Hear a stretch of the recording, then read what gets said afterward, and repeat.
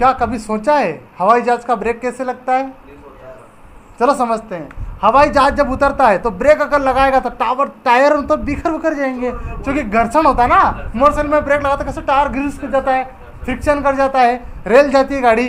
तो आप क्या करेंगे, जो हवाई जहाज में अगर ब्रेक लगाएगा तो उसके टायर वायर टूट जाएंगे, वैसे ही वो पाए पे टिक कर चलते पंप पर, है ना। ध्यान देने का तरीका ये है कि जेट इंजन जैसा सीधा चल रहा है, हवा आगे खींचता पीछे फेंकता है तो रुक चलता है।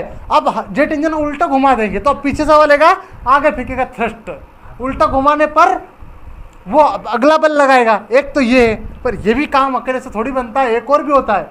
ये जो एरोप्लेन का जो जेट इंजन है, आपने जो सोचा है कि जो सर आगे से हवा ले रहा पीछे फेंक रहा है, ऐसा करने से एरोप्लेन का ब्रेक लग जाएगा, तो ये गलत है। क्योंकि एरोप्लेन के जेट इंजन की इतनी स्पीड होती है कि अचानक उसको रोकना और रिटर्न उल्टा घुमाना बहुत भारी पड़ेगा, और यह प्रोसेस हो नहीं सकती। पता है क्या होता है, जेट इंजन साइड में ऐसे कुछ विंग्स टाइप होते हैं, पंखड़े जैसे पट ओपन होता है, उनका पिछला थ्रस्ट वाला आगे से हवा लेगा, इनमें से छेद में से होकर आगे निकल जाएगी।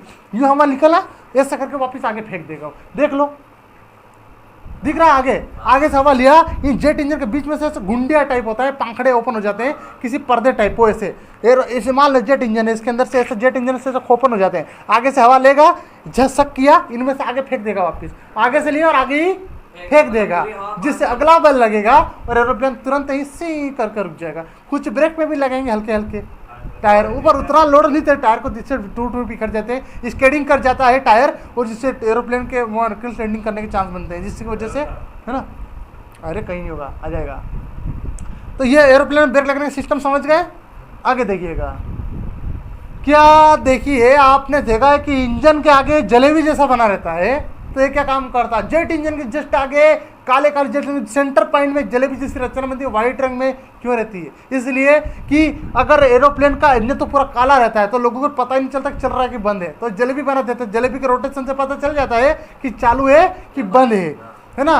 और देखिएगा कि एरोप्लेन का इंजन इतना पावरफुल रहता है कि 1 किलोमीटर या आधे किलोमीटर दूर खड़ी हल्की वस्तु को खींच लेता है, अंदर सक कर लेता है। देख ले वो पेटी कर ली उससे कोने में, अपने इंसान को खींच लेता है। तो अब इंसान को एक बार पता होना बहुत जरूरी कि खड़ा हुआ एरोप्लेन चल रहा है, इंजन के बंद पड़ा है जेट इंजन, तो वो जलेबी जैसी संरचना बना देते हैं इंजन जेट इंजन के बीचों बीच पॉइंट में, जिससे पता चल जाएगा चालू कंडीशन में है, ये ऐसे दूर रहे, इसके सामने मत जा। छोटे बच्चों को तो खींच के चटनी बना के पीछे फेंक देता है वो, पेटी को खींच लिया तो तुमको क्या छोड़े हो। तो कभी ये सोचे हो कि एरोप्लेन के सामने एक बार क्या हुआ, मान लीजिए ऐसा कि एरोप्लेन जा रहा था, एक दो कौवे उसके अंदर घुस गए, अब कौवे की बीवी बच्चे मारे गए, कौवे ने अनशन कर दिया, एरोप्लेन ने मेरे बीवी बच्चे को मारा, चलो इस बार पूरे ग्रुप के साइड चलते हैं। अब ग्रुप वाइज कौवे गए, ऐसा मान लो कभी आ जाते हैं हवाई जहाज के सामने में, तो मैं साल एंजॉय करके बता रहा हूँ। तो हवाई जहाज के जेट इंजन के सामने कई सारे कौवे एक साथ आए और एरोप्लेन के जेट इंजन ने जेट से सबको सक कर लिया, और जिसकी वजह से एरोप्लेन के जेट इंजन में आगे फॉल्ट और छोटी सी लग गई आग लगने से जेट इंजन तो पंखड़ी भी लगाता, और वैसे भी जहाँ पे कमर्शियल एरोप्लेन होते हैं, जहाँ पे यात्री बैठे थे, उनसे पंखड़े दूर रहते हैं उसके विंग्स, जिनकी वजह से उनमें आग भी लग जाए तो उनकी लपटें यात्री तक नहीं पहुँचती। आग लगने से एरोप्लेन को इतना फर्क पड़ेगा नहीं, लेकिन प्रॉब्लम यह है कि जेट इंजन बंद हो गया, अब एरोप्लेन की रफ्तार नहीं पकड़ पा रही। अब जेट इंजन काम करता है तो जनरेटर की तरफ एरोप्लेन के अंदर विद्युत भी बनती है, बिजली, जिसकी वजह से कॉकपिट, एरोप्लेन का कॉकपिट ऑपरेट होता है उसी बिजली से। अब जेट इंजन ही नहीं चल रहा है तो बिजली बनाएगा कौन? तो आपने कभी बचपन सुना है, हम साइकिल के टायर पर एक डायनेमो लगा देते हैं, टायर घूमता था तो डायनेमो घूमता था, जिसकी वजह से विद्युत बनता, साइकिल में लाइट चलता था बिना बिजली के। तो हम क्या करते हैं, जैसे ही एरोप्लेन के अंदर ऐसा जेट इंजन या टरबाइन खराब हो गया, सोचो सर अचानक इंजन खराब हो गया तो क्रैश लैंडिंग कर दिया, नहीं करेगा।